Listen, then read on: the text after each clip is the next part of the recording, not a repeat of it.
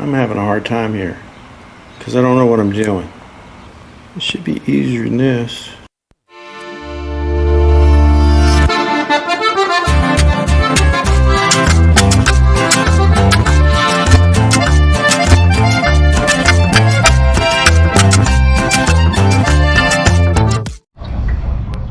So there's a lot more fuel in the tank than I thought, and I wasn't quite ready for it, so I spilled a little bit why I switched from a full pan to an empty one. But there's a 17 millimeter drain plug right there, right up in there, that you have to take out to drain the fuel. So easy to drain the fuel tank. They made it real easy. Unfortunately, when I took the flashlight and looked down into the tank, well, I shouldn't be surprised, but there was a lot of rust down in there. So unfortunately, I'm gonna have to take the tank out of the motorcycle, try to get the rust out of the tank somehow, preferably seal the tank, drain the gas out of it, flush it out, dry it out, and I'd like to get liquid liner to pour in the tank and seal it so it won't rust. Then it won't be gas up against bare metal. Project for later. Actually, it's project for now. So today I took most of the plastic parts off, except the rear panel, which has the trunk in it. So this gives me access to get the fuel tank out, do what I need to do with the fuel tank, check all the wiring out, give me better access to the front wheel when I have to take that off. The manual, the service manual I bought definitely helped.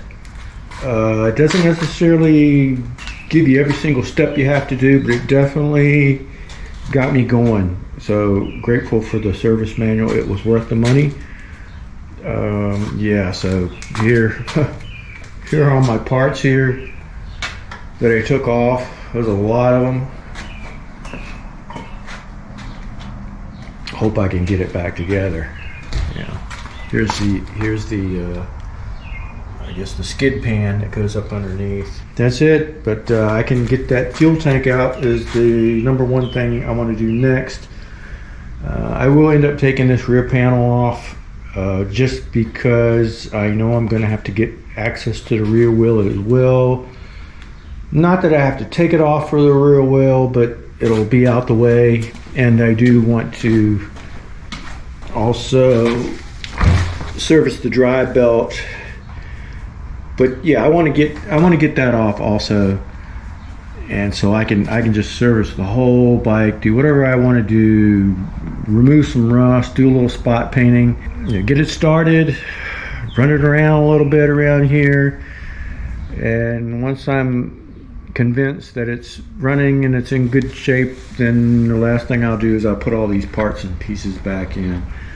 So yep, that was my day, taking all this apart. Like I said, the owner's manual, or the service manual rather, it's a good purchase.